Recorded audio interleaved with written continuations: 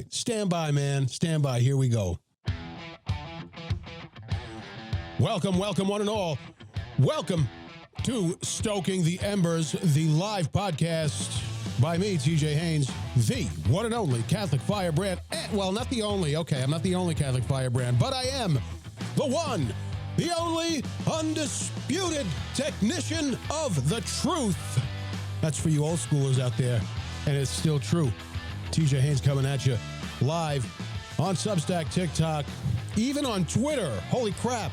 And on Instagram. Hello to those of you catching me live throughout the galaxy on my many and varied distribution channels today. And hello to those of you catching me on demand. You are so lucky. Lord have mercy. Today we're talking about pulling yourselves out of the muck and mire of Catholic life. Man, there's a lot of crap going on out there.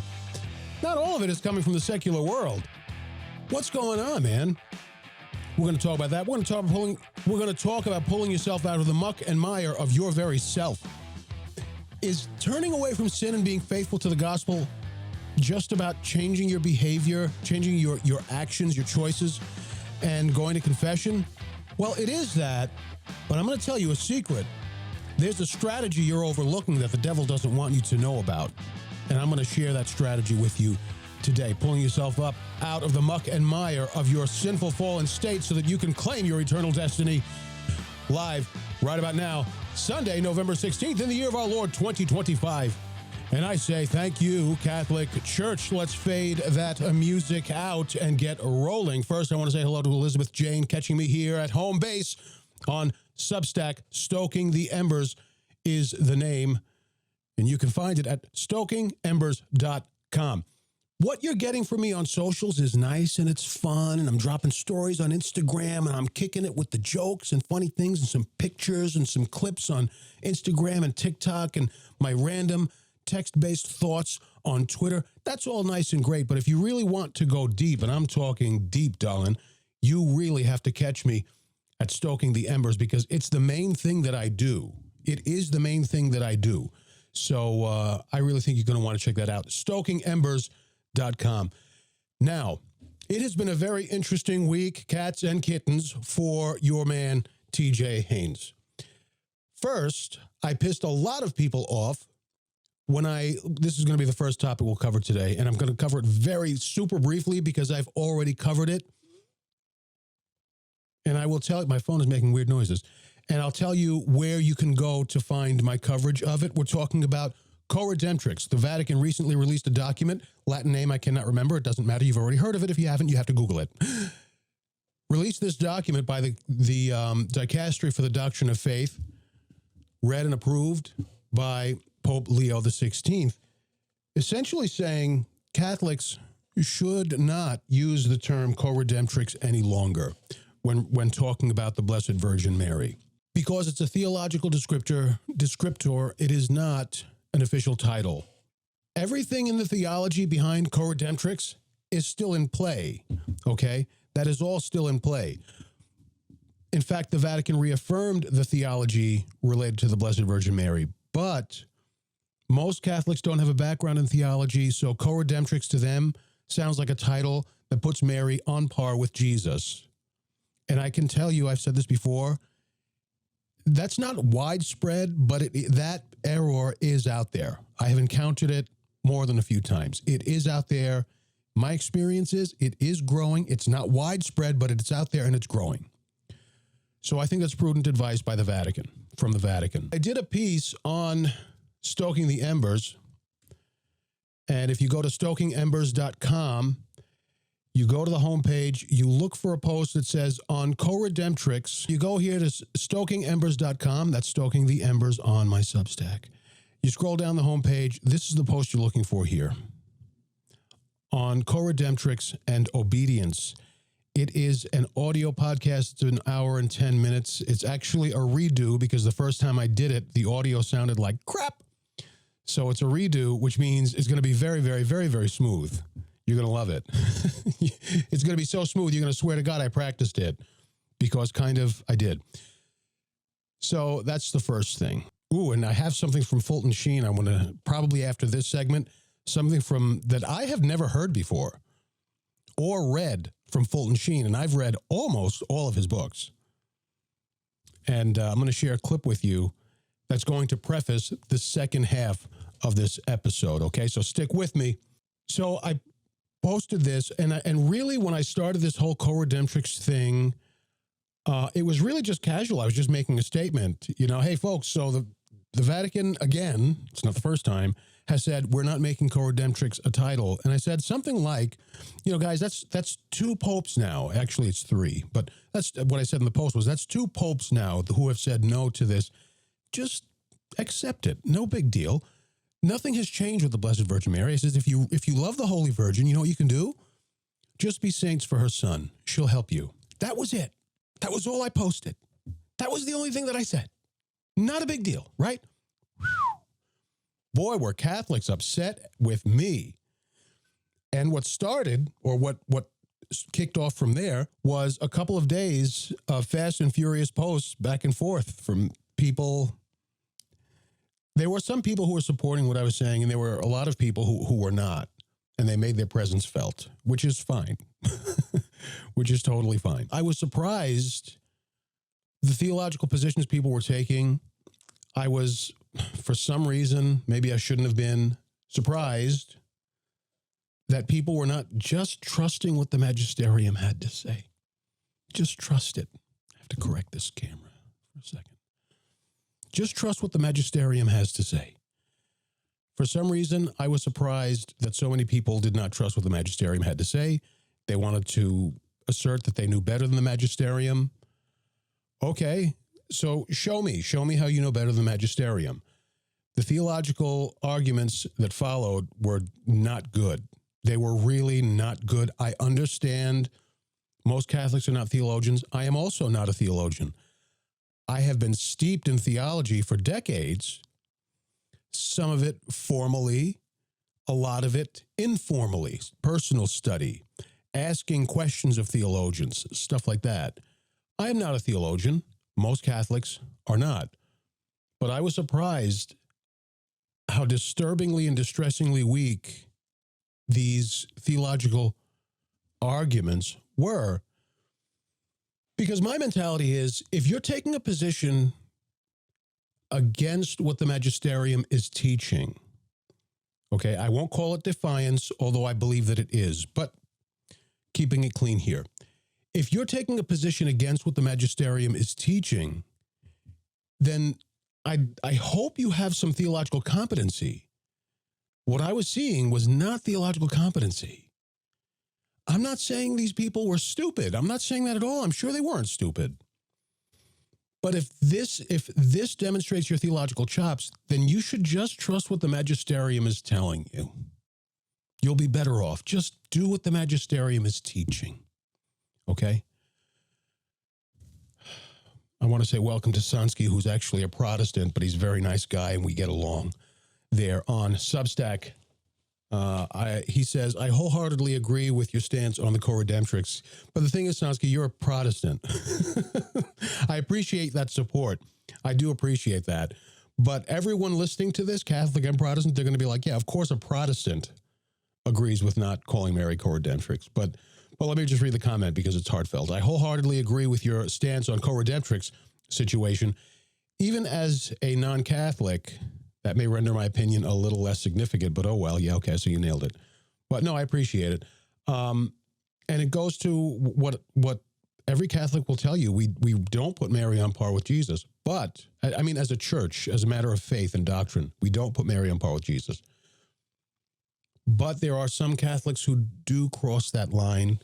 Folks, your mileage may vary. I'm telling you, I have seen it. I'm saying it's not common, but I have seen it out there. Part of the Muck and Mire here in this first segment is there is a large, we'll call it body, in the church that is conditioned against humble submission and docility to the authoritative teaching of the magisterium. That is a problem. Because when that is someone's position, apart from the fact that they are not following the leader, right? They're not following the authoritative teaching of the magisterium. Apart from that, they're leading others into error. They're spreading misinformation. They may not realize it's misinformation. They think they've got it right. They think they've got it right. So they think they're spreading the truth. They are not. I can tell you as an evangelizer, it is really hard to correct a Catholic who is in error. It's easier to convert a pagan than to correct a Catholic who is in error. For me, that's part of the muck and mire of Catholic life. By the way, at the end of this show, I'm going to start a chat thread on Substack asking you, what are your thoughts about the muck and mire in Catholic life from your perspective? And then I'm going to put a few examples, some of the examples that I'm going to talk about in this show. So if you're a subscriber to my Substack, stokingembers.com, you will receive a notification like almost immediately after I go off the air. You'll receive a notification that chat is open. And I'll spend a couple of minutes in there after the show goes off the air. If people want to continue to chit-chat about it, you don't have to stay. You can come back later, whatever you want to do. Look for a chat session after this show. Anyhow, that's part of the muck and mire for me, is this spirit of defiance really runs throughout the Catholic populace. It's not everybody, obviously, but it's run throughout the Catholic populace. It's very, very, very, very, very hard to correct. And when you try to correct it, the people who are part of the problem, they come after you with torches and pitchforks. Muck and mire of Catholic life, especially for a modern day evangelizer. But it's not just I also experience it as just a Catholic. Forget evangelizer, just as a Catholic, I experience it. So to close out that segment, and then I'm going to get into Fulton Sheen, to close out that segment, I want to reinforce or repeat, when the magisterium functions in its official teaching capacity, you can trust what the magisterium is teaching. And when it is part of the ordinary magisterium, you are required to have an attitude of humble submission to it. Okay, to accept it, to follow it, and so on. Okay? And I'm not going to talk too much more about this. I understand this tendency that some people have to say, but what if the church is wrong? When the magisterium functions in its capacity as teacher, it is not wrong. Trust, believe. If you trust Jesus, if you believe in Jesus, and I'm being very serious, I'm not being metaphoric. If you believe in Jesus and trust him, trust that he is with his church, that he preserves his church, and the gates of hell shall not prevail against it. Jesus wasn't talking about the community of believers there.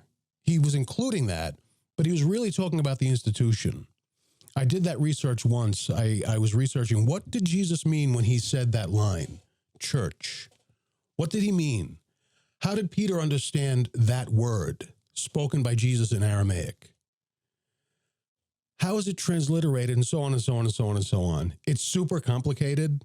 I don't think I can write about it. It's a little too complicated for me. I understand it, but I don't think I can recompose it. But he is talking about the community of believers, but he's talking about the institution, not just the community of believers. He's mostly talking about the institution. If you trust what Jesus said, then trust the teaching authority of his magisterium. And frankly, I don't think you can call that even optional. Not if you're calling yourself Catholic. Okay? Now, trust the magisterium, follow what the magisterium teaches, and it'll all be cool. Let me go ring around the rosy here, just scroll around the room a little bit. Music, maestro, give me a little traveling music. Just want to see who's saying what throughout the socials, especially since God knows how much longer I'll be able to stream to TikTok. Every once in a while, when TikTok realizes I'm not a gamer, it takes away my streaming privileges. It takes away my streaming privileges every time it realizes, wait, you're not a gamer. Only gamer allowed to stream live from desktop. You're not a gamer. You can't stream live. You go away. Yes. People will call it racist. I don't care. Let me just load TikTok right quick. All right. Hello, TikTokers. Good to see you there. TikTokers, you guys are my friends. You guys are really active every time I go live. Hello to John Bridges and Luchita and Clifford Nolte. I think I'm pronouncing that right. Let up your guests. And hey, did you hear the good news that we're saved by grace through faith in Jesus? Someone on TikTok is saying, and Sansky, who's in the audience on Substack, who's also a Protestant, Sansky, pay attention. You'll appreciate this. Hey, this is John on TikTok. Hey, did you hear the good news that we're saved by grace through faith in Jesus and not by works? I never heard that before. I have never in my life, in 50 years of Catholic, I've never heard that before. It's almost like it's coming from the mouth of a heretic who deleted 7 books from the Bible, whose theology can't be tried. It almost sounds like that, but I don't know. I've never heard that before in all my life. As a Catholic and as an evangelizer, I have never heard that before. I'm half pulling your leg. I think John has made that comment already on one of my videos. And I said something very similar to him already. So I'm kind of just breaking his chops. If it's the same guy, I think he's all right. He's a nice guy. Because you have no argument, because you know, yes, John says because you have no argument, because you know I'm right. Yes, so John says it is him. Yeah, John seems all right. He seems like he likes to break chops a little bit, but that's okay. Pardon my pausing and my coughing, folks. I'm getting over a cold, okay? John, thank you for joining me on TikTok, brother. I really am glad you're here. You seem all right. You seem like kind of a lighthearted guy with a good spirit. I like you, and I thank you for joining me. Let's see who's around on Instagram. Probably nobody. On Instagram, I get a list of people who have come in, but it doesn't say if they've stayed. But in case, hello to Jane. I can't pronounce these wild names on Instagram. But Jane, hello. Manolopeha, hello. Thank you for joining me here on Instagram. And hello to Clifford and Danny Kubishta. Thank you, Danny.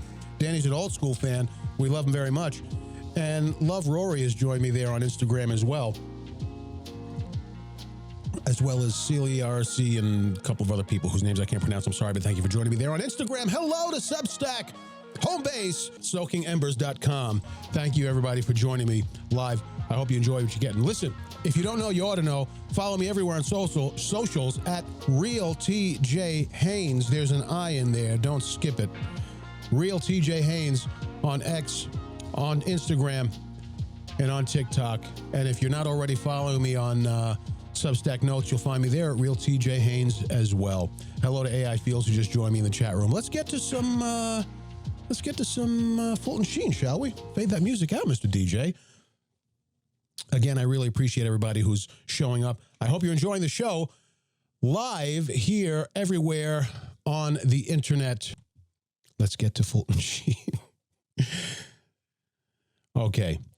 I may have to refresh this. Let's get to Fulton Sheen. Go! Here's a city and a civilization that endured for 8 centuries. And now it collapses. St. Jerome in the cave of Bethlehem. He's talking about Rome there. That's what he started talking about, was Rome. And he's talking about the fall of Rome. And then he proceeds through history, starting from the fall of Rome. Thought the end of the world had come. Jerome thought the end of the world had come. Spent 18 years writing A City of God, trying to explain it. But the church survived. And then in the second cycle of 500 years came the Eastern Schism, the breakaway of many of the Eastern churches from Peter. The breakaway of many of the Eastern churches from Peter. The head of the church. The head of the church, Protestants. Did you hear that? Did you hear that part? He said the head of the church. Okay? All right? All right, let's get back to it. And with that, the Muslim invasion, which came up within 120 miles of Paris. We had 500 dioceses in northern Africa in those days, and now they're reduced to 5 as a result of that. But the church survived. And then came the third cycle of the religious revolution, when there was a reform of doctrine, when there should have been a reform of morals. And the church survived that, and we began the great missionary activities of the church. Now we're in the fourth cycle. Now, listen to this part. We're in the fourth cycle, he says. Listen. And it's not the fall of Rome. It's not the Eastern Schism or a Muslim invasion. It's not a religious revolution. What are we witnessing today?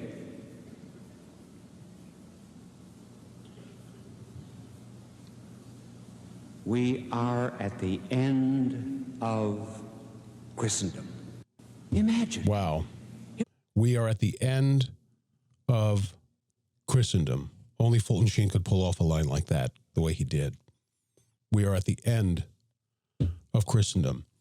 I had never heard him say anything like that before. I didn't meticulously study his broadcasts, although I've seen a lot of them. I've read almost all of his books, many of them twice, at least, one of them 3 times. I have never heard him say that.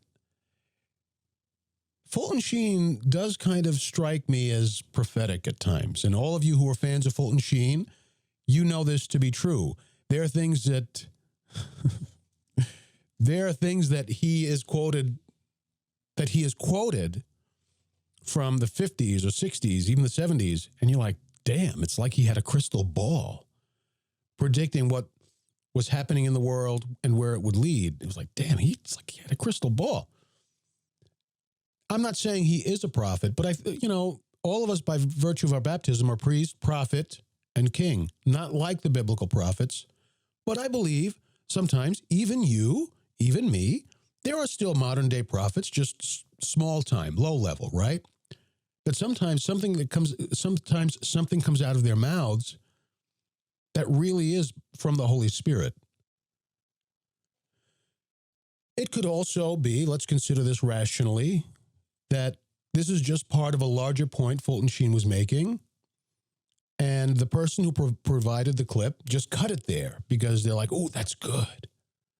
It's the end of, maybe he said it's the end of Christendom in this fiscal cycle, and then Christendom starts again in the next fiscal cycle, or in the next liturgical year. I don't know. I would hope that the person who produced the clip wasn't that dishonest about it, which we're going to talk about that in a second too, later on in the show.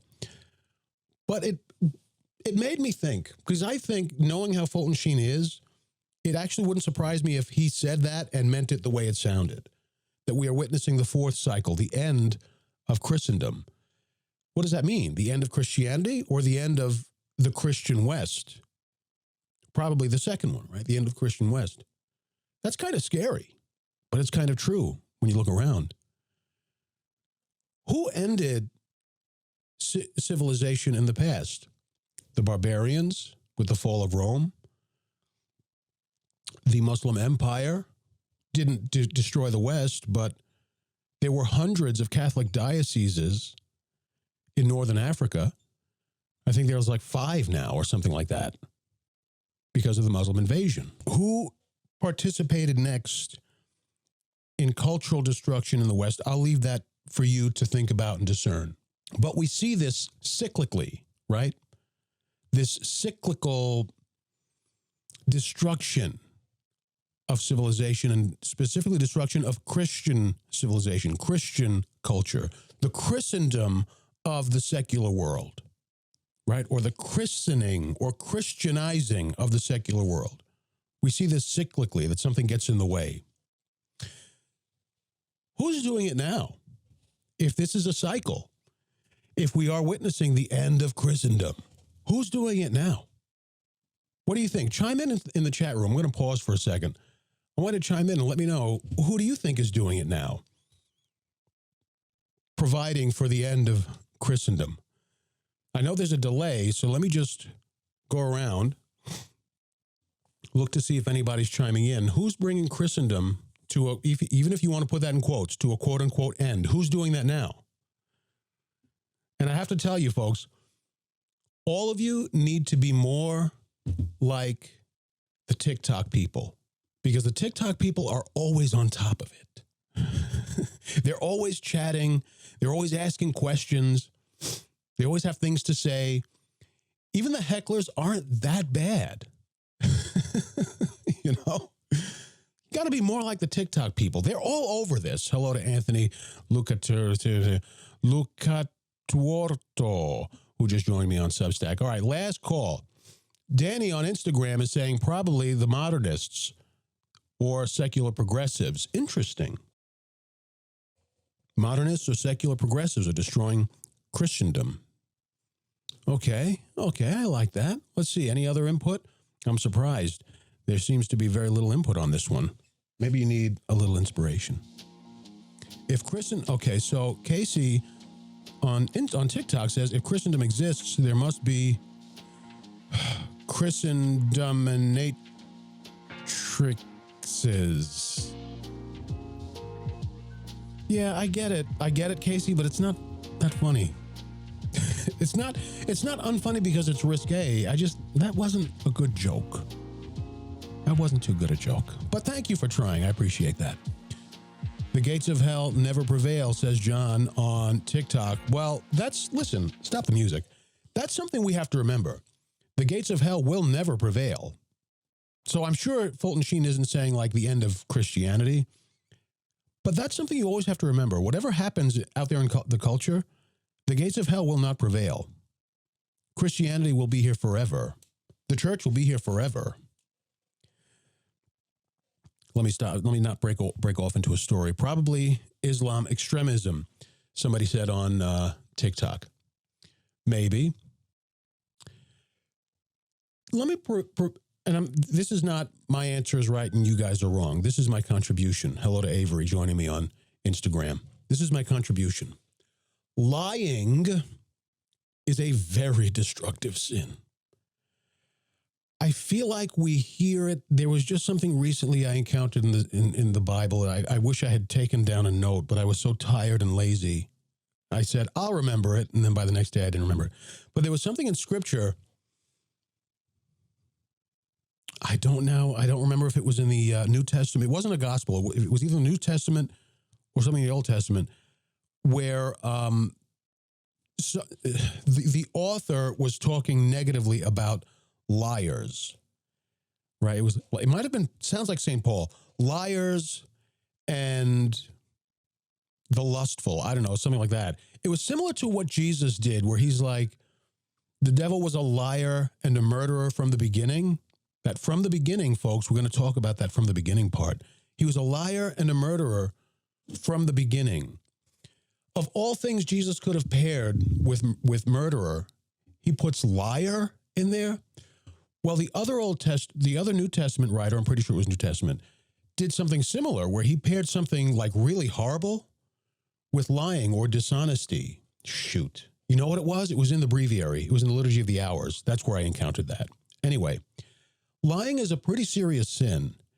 It's pretty well reflected in the Bible. Why is it so serious? Let's go to what Jesus said.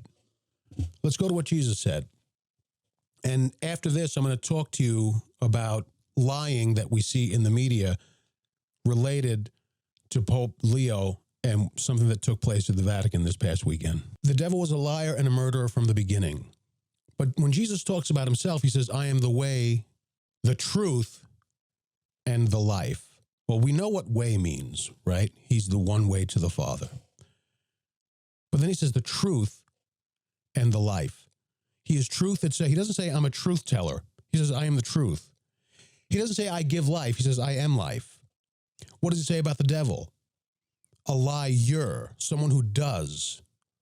A liar and a murderer. So those two things are at odds. Murder, the removal of life, and truth, which gives life. There's tension between those naturally in the order of all creation. To lie is to negate truth. Truth carries with it the good. The good gives life. The good is life-giving because the good literally lifts us up to heaven, lifts us up to the eternal, directs us to the eternal order, our origin and our destination, our destiny. So lying is pretty bad. Now, if I'm lying to you, I'm not killing you. But what we get from Scripture, from my interpretation, is that a lie assaults the good. It assaults life in some way. And even if in ways that we don't perceive, it literally negates vitality or negates life or livingness. It's very, very destructive sin. It's mentioned more than 2 or 3 times in the Bible, that sin specifically, and at least in 2 places in the Bible, It's paired with something like murder or something else. I forget what the other reference was. It was something else awful that lying was paired with. And usually when God talks about, there's this one line in, I think it's also the Psalms, where the psalmist says, "But you, O God of mercy and compassion, slow to anger, O Lord, abounding in love and truth, turn and take pity on me." Wow. Isn't that beautiful? So we see lies paired at least twice with murder, death, destruction, the removal of life. And we see truth, and not the first time, we see truth paired with mercy, compassion, pity. So we're talking about the end of Christendom, the fourth cycle and the end of Christendom. What's responsible for that? Enmity with the truth, being against truth. There are 157 genders.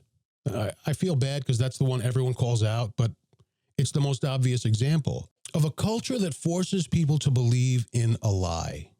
And the culture forces people to believe in lies all the time, right? They elevate it to the level of law and secular doctrine. This is normal in the secular order. It is normal in the human culture of Western civilization. It is normal. You do not have a right to pray in public. I'm sorry. Yes, I do. But in some places in England, you do not have a right to pray in public if it's too close to an abortion clinic. In some cases, I think, might not be England, but there's another country or city where you can't pray in public at all if people are offended by it. Really? That's not church teaching. We have a right to pray and to worship God. It's not church teaching, and it's not the law in the United States. But you get what I'm saying? So we're pressing lies constantly. So what are the things that are contributing to the fourth cycle and the end of Christendom? It is anything that legitimizes and makes systematic a culture of lies and deceit. Now, I'm thinking specifically of one word. What is it that produces and sustains a culture of lies and deceit? I'm just going to go right to it. It's the media, right? I'm not saying the media is going to be the downfall of Western civilization, but I think the media is contributing. The media is emblematic of a culture that does business in lies and falsehoods. This is their business. This is their culture. This is their life. It's their currency. I'm going to talk to you about, just give me a second. There's two things I want to talk to you about. I'm trying to think, which one should I bring up first? Okay. I'm going to bring up first my response to media lies. And then I'm going to talk to you something more spiritual and sacramental about pulling yourself up out of the muck and mire of your fallen humanity. It's not just about turning away from sin. It is not just about being faithful to the gospel, but it involves both of those things. Now, let me hit you with this. My fat, ugly face in camera 2. No, I wanted this. This is my personal newsletter. Let me explain this. This is not a commercial. Let me explain this, okay? I do a lot of stuff. I have 3 Substack publications. I'm all over socials. I do podcasts and stuff. This is called CatholicFirebrand.com. It's my personal newsletter, not just to send you to, but to send people to from my normal life, my real life.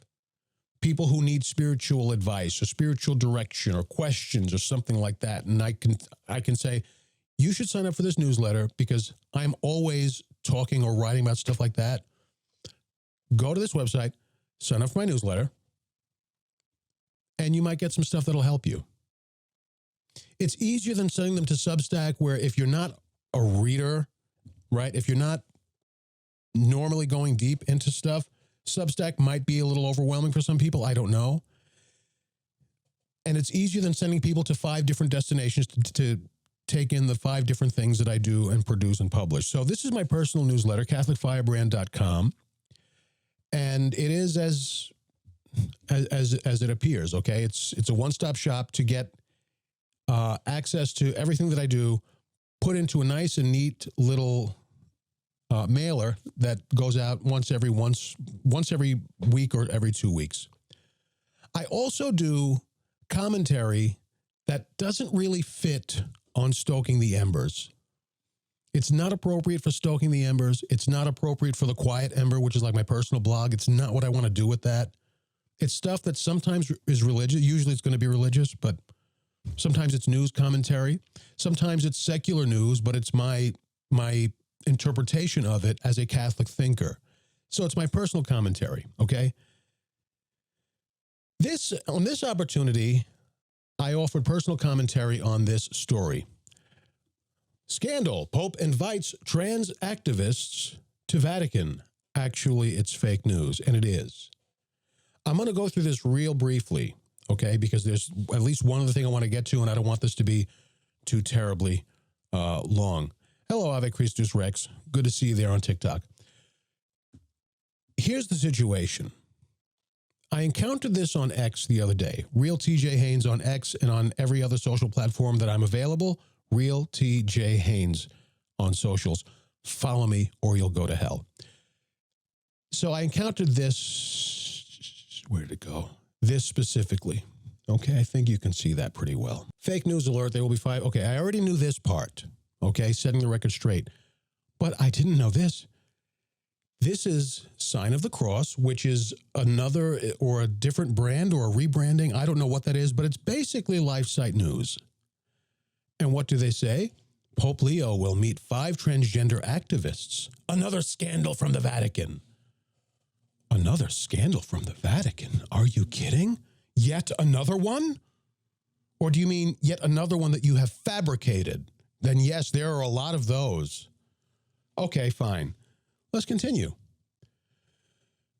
This is from a secular media outfit. For those of you catching this vertically, I guess everyone's catching this right, so you're all seeing this. Pope Leo set to dine with trans activists during Sunday's Jubilee for the Poor. Well, at least they included what the event was about.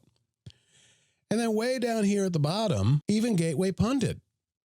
Pope Leo, they go even further. They say Pope Leo embraces transgenderism. Invites prominent trans activists to Vatican luncheon. Actually, only one of them is prominent, and they're only prominent in Italy. But who cares about the truth when all you want to do is report the news? Who cares about the truth, right? So I wrote this article first reporting, or I guess it is reporting the facts. And the facts are basically this. This was a luncheon or lunch that Pope Leo was attending. It's not like he invited them to his living room to have tea and crumpets. It's not like they're having a meeting. There is no private sit down. There's no private audience. It's an event for the Jubilee for the Poor.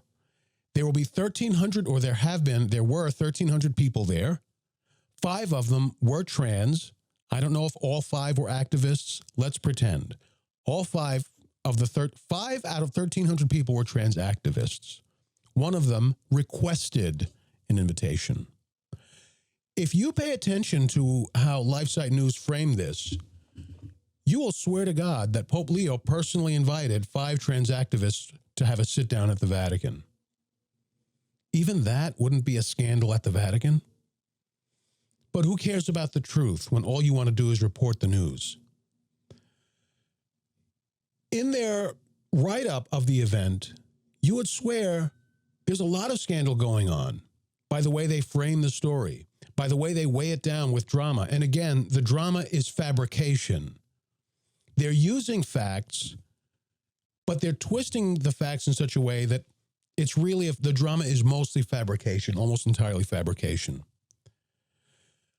Folks, I have told you guys more than once, and some of you, this might be the first time you're catching me, I don't know, so maybe it's the first time you're going to hear it, but you better listen tight. The media is lying to you constantly. I know this because rhetoric is my thing, so I see it. I see the formulations. I also know this because I come from media, Catholic and secular media. So I'm telling you as an insider, the media is lying to you all the time. They tell you the facts, but they spin the facts in such a way as to tell you a different story, a story that isn't actually happening. Like LifeSite News.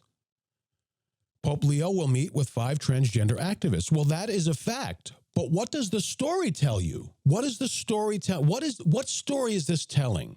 Pope Leo will meet with 5 transgender activists. Well, actually, technically, it's not even a fact. Will there be 5 transgender activists there? Let's call them activists for the sake of the conversation. Okay, maybe there will be. Will Pope Leo be there? Yes. Okay, those are facts. But are they meeting? That's not a meeting. Well, they're meeting because he's going to say hello and shake hands with everybody. Oh, okay. Then it is a fact, I guess. Pope Leo will meet with 5 transgender activists. Well, what story does that tell? That tells you that Pope Leo asked 5 transgender activists to the Vatican for a private meeting. Doesn't it tell you that story? But is that what's happening? So you see how you can use facts to tell a completely different story. It's all in how you frame the facts. It's all in how you present the facts. Each fact in any story is operative. It's a component to the whole. So depending on where you move them in the story or in the reporting, depending on where you move them, you can tell a completely different story by configuring them in such a way that leads the reader or the viewer or the listener to paint the picture themselves.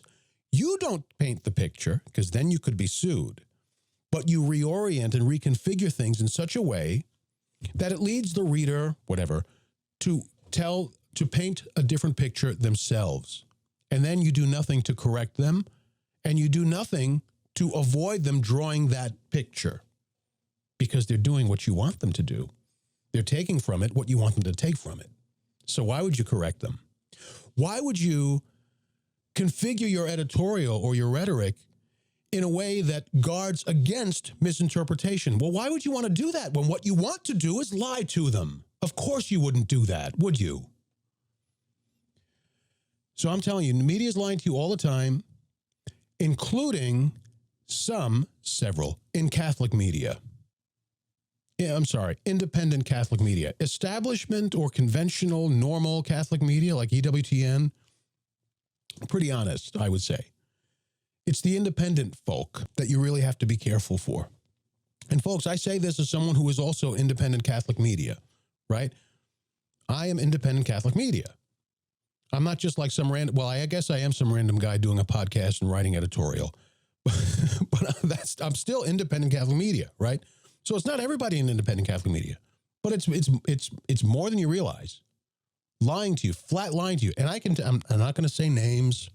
I'm not going to say companies, especially because this company is no longer around. But I can tell you it's more than one company. But I can tell you, I have witnessed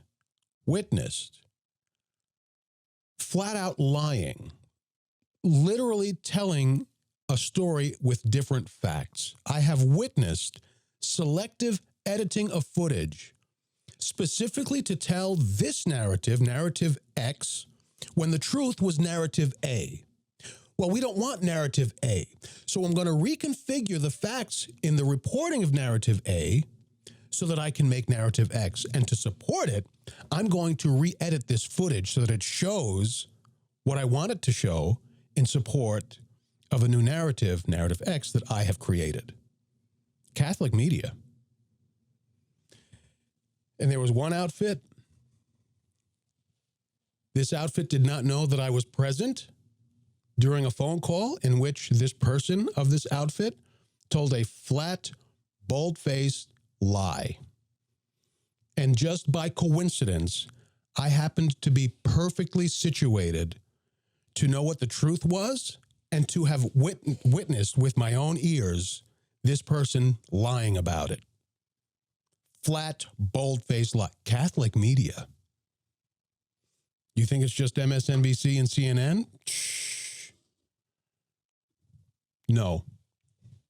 There are liars in Catholic media too, and you have to be very, very careful about what you get.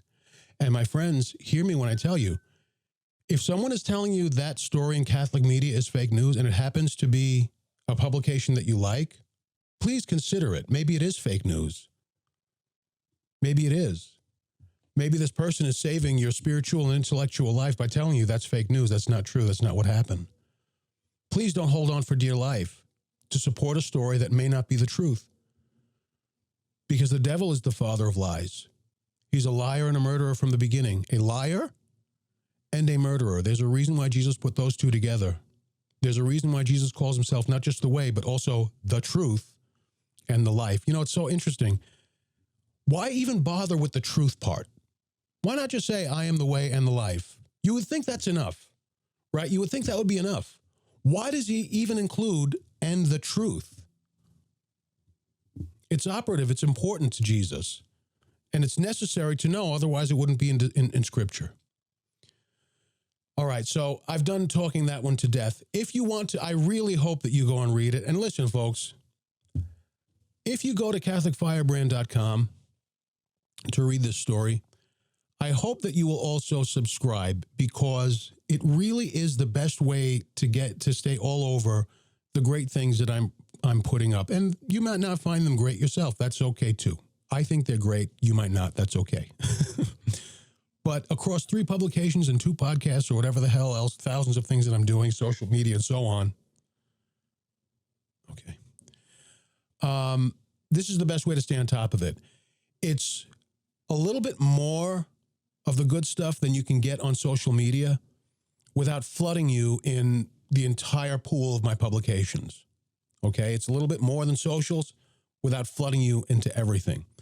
CatholicFirebrand.com. It's free. Throw your email in there and subscribe. And or if you want to go deep straight away, you might consider going to Stoking the Embers at StokingEmbers.com and subscribing there. And then you'll get emailed every time I publish something to Stoking the Embers. There's no middleman. There's no algorithm. There's no devil in the middle. It's just you and me, all truth, no fluff, no nonsense. All right, now let's talk about spirituality. Actually, first,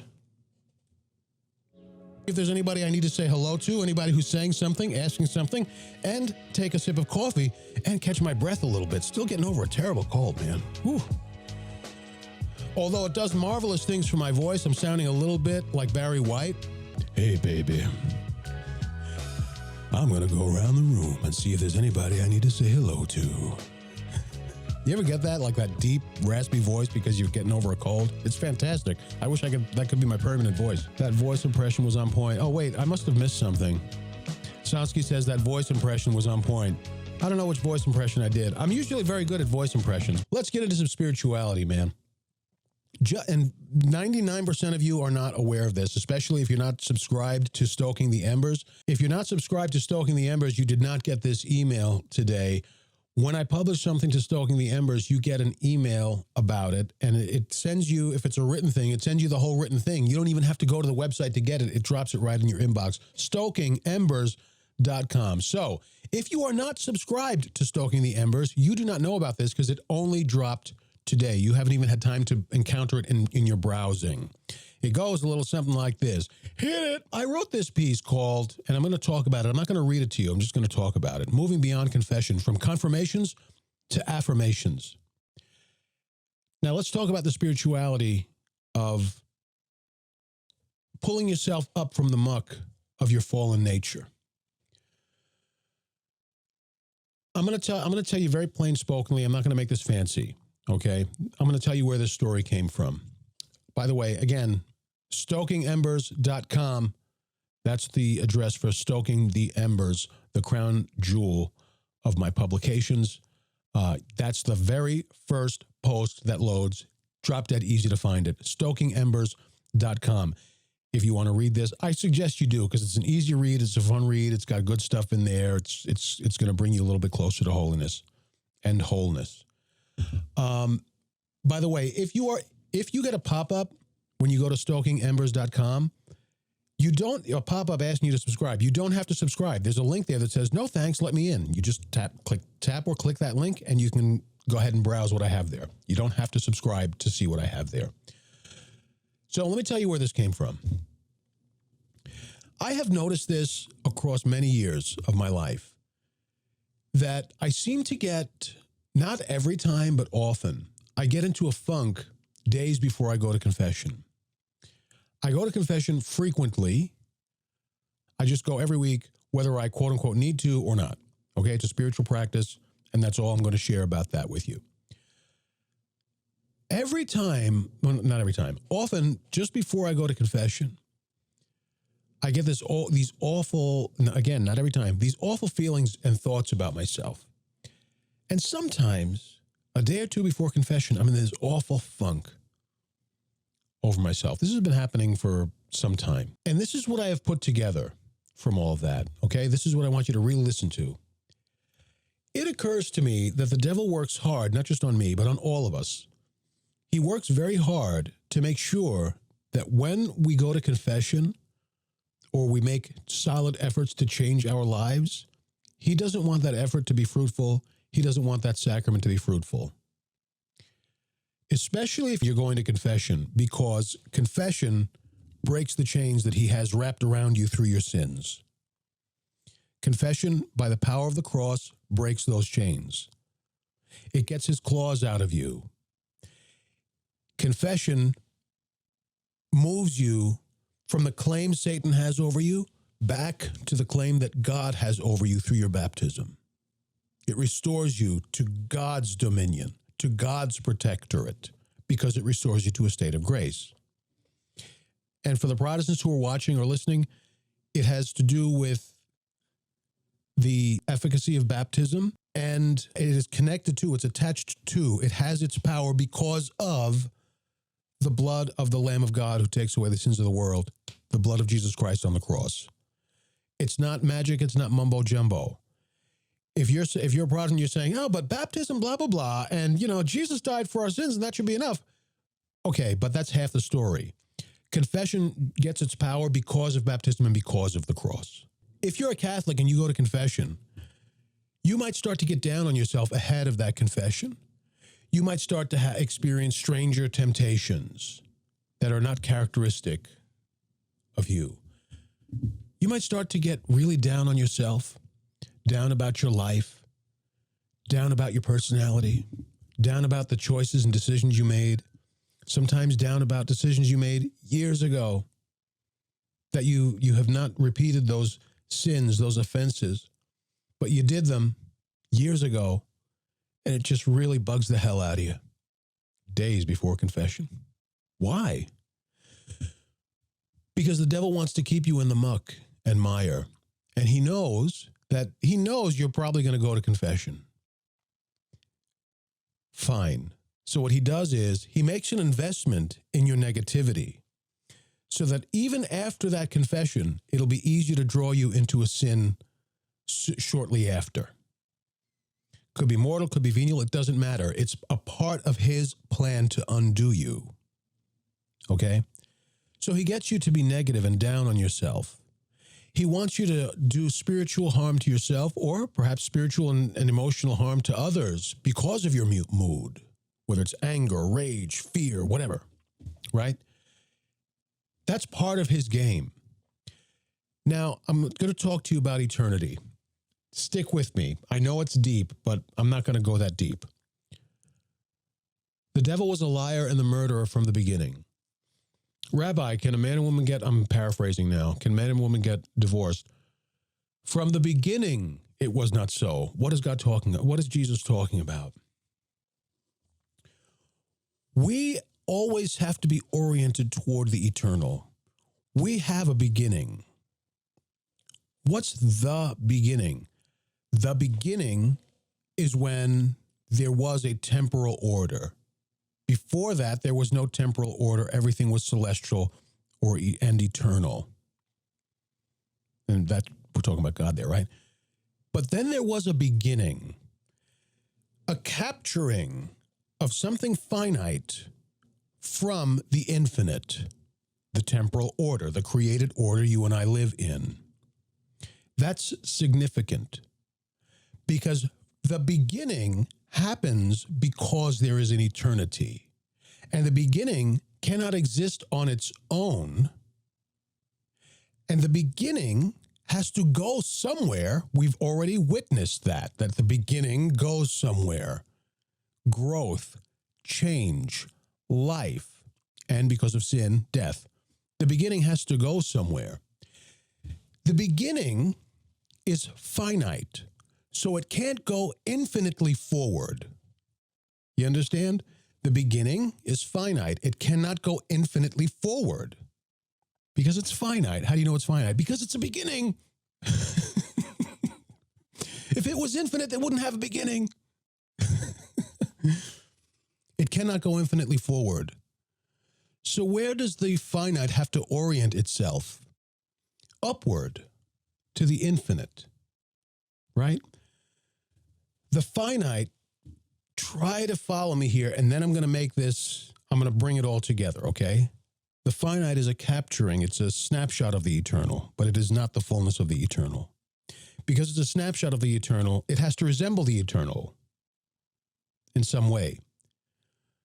One way that it might necessarily resemble the eternal is to go infinitely forward, but it can't because it's finite. How else might it resemble the eternal? Elevation and repetition. I'll give you an example. The cross is the once and forever sacrifice of Jesus Christ. Where did the cross happen?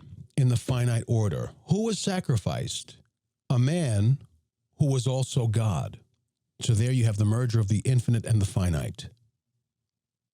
How does the cross, which happens in the finite order, the crucifixion of a man who was also God, how does that continue forever? It didn't happen in the infinite order. It happened here.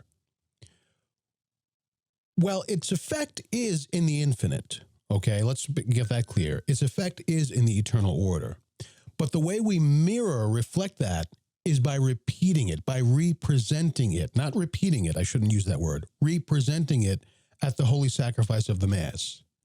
This is how something that is eternal, in the eternal order, is reflected, mirrored, echoes in the finite, limited order. With me? All of that to say simply this.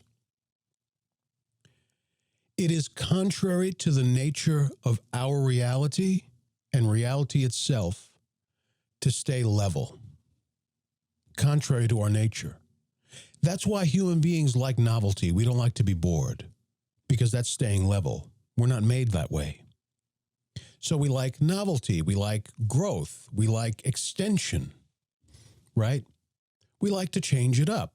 Ladies might like a different purse every few months. My mother used to, my sister also. But I'm not trying to be stereotypical. We like novelty. We like newness and change because it's in our nature. It's not in our nature to stay level because the finite has to stretch for the eternal, something that is without a limit, something that is without finity. So what are ways in which we stay level, or worse, we drag ourselves down? Sin is one of those things. Because sin is contrary to the good, and the good is ordered toward the eternal. Another way that we drag ourselves down, and this is the point, is our mood. I'm angry, and it makes me feel better to be angry because I have legitimate and valid reasons for my anger, so I'm going to hold on to my anger. In fact, damn it, I'm even going to express my freaking anger. Do you like how I pulled that off so well? Do you know why? Because that's me. And how many of you out there are saying, holy crap, that's me too, right? Or, I'm so worthless. I'm a nobody and a nothing and I'm worthless. That's either staying level or it's dragging you down. And what you have to do is bring yourself up. I'm a sinner, but God has made me to be great. Therefore, I can be great. Otherwise, God wouldn't call me to it. He's not going to call me to an impossibility. You understand? In changing your life and orienting yourself to God and turning away from sin and being faithful to the gospel, it is about changing your life. It is about making better decisions. It is about following Jesus Christ and living the will of God and living the commandments and living the gospel principles. But it's also changing your thought habits, your habits of thought and your thought patterns. It's about thinking well and thinking better of yourself, of others, and of anything that you're thinking down about. This world sucks. Well, there's a lot in this world that does suck. But don't focus on that because that's contrary to your nature. You have to focus on things that order you to the eternal. Look at the beauty that's in the world. Even in the human order. Look at the beauty that's in the nature of the human person that God created. Not just in general, but specific persons. Look at the beauty that's in there. in those persons, the beauty that's in the world, the beauty that's in your own life. My life sucks. Maybe there are specific things that make your life difficult or trying, maybe even shitty. But is that all that it is? I guarantee you that's not all that it is. Focus on the positive and give God thanks. Give thanks to God for the positive things. You understand? Always orient yourself to the eternal, including your mood and your habits of thought. Even if the way I put it in this article, I said, don't psych yourself out. Psych yourself up.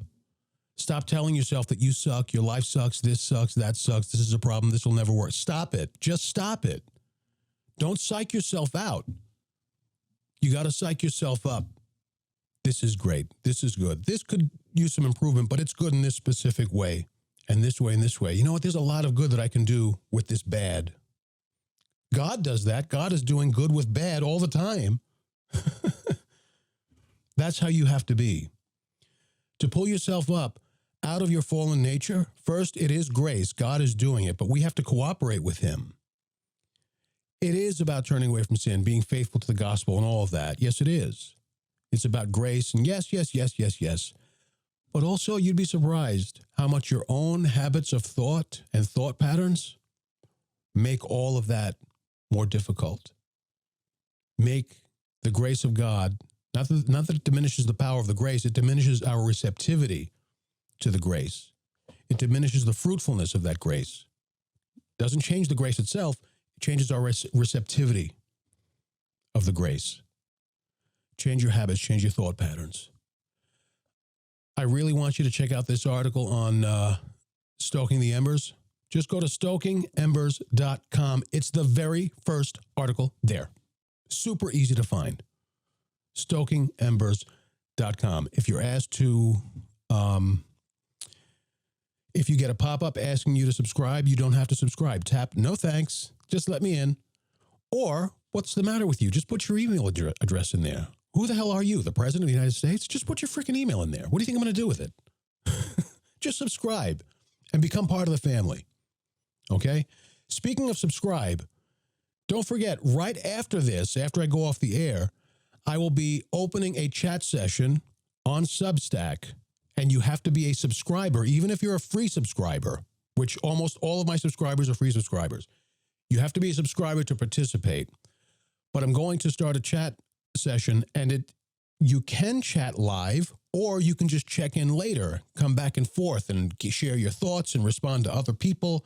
It's no pressure, okay? But it's going to start, and I'll be here starting it right after I go off the air. Basically talking about what are your thoughts on the muck and mire of modern Catholic life in general, or for you personally. What's your muck and mire? Okay? And you don't have to stick. I try to get close to that subject. Try not to go too far off topic. Okay? But it's a live chat session I'm going to start after I go off the air. You have to be a subscriber, even a free subscriber, to participate. And I'll be there for maybe, 10, 20 minutes. I'll hang out and chat with you guys. If you guys want to go there and check it out, go to, go to stokingembers.com. And I think one of the links is there. One of the links there is for the chat. Yeah. In the nav menu at stokingembers.com, one of the chat items is, one of the links in the nav menu is chat. Okay? Or subscribe, like right now. Go to stokingembers.com, subscribe for free. You'll get an email when I open up this chat, which is going to be like almost immediately after I close this show. Okay? Talk about the muck and mire of your Catholic life, or Catholic life in general, as you see it. I'm going to put a couple of topics there to get you started, but you don't have to stick to those topics. Okay? All right. Before I go, I want to remind you, follow me everywhere on socials at Real TJ Haynes. And if you're checking me out on socials, I would really appreciate it if you could tap like every time you see something that I post that you enjoy. It costs you nothing, and it helps me infinitely. Okay? Please engage with my stuff. It helps me a lot. It tells the algorithm that the stuff is worthy to be sent to more than 9 people. 9 people? Really? I have 3,000 followers. You're sending this to 9 people? Oh, what's that you say? Oh, the 9 was upside down. You actually sent it to 6 people. Oh, okay. So you sent it. So you sent out of 3,000, you sent it to 6 of my followers. What? Not 6. Oh, 6 strangers who aren't even following me. Oh, okay. 6 people who haven't expressed any interest in what I'm doing. You sent it to. Okay, that's great. So you could help me to overrule the algorithm first by subscribing to my newsletters, CatholicFirebrand.com, or the crown jewel, Stoking the Embers at StokingEmbers.com, because then you eliminate the algorithm.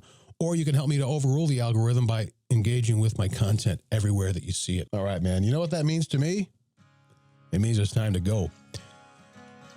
Follow me everywhere on socials at Real TJ Haynes. Check out Stoking the Embers at StokingEmbers.com, and consider my personal newsletter for content rundowns, updates, and exclusive commentary. My personal newsletter, which you will find at CatholicFirebrand.com. I am TJ Haynes, and I want to thank you for listening to this or watching it. God bless you, ladies and gentlemen, and God be with you all. Why does that music sound so quiet?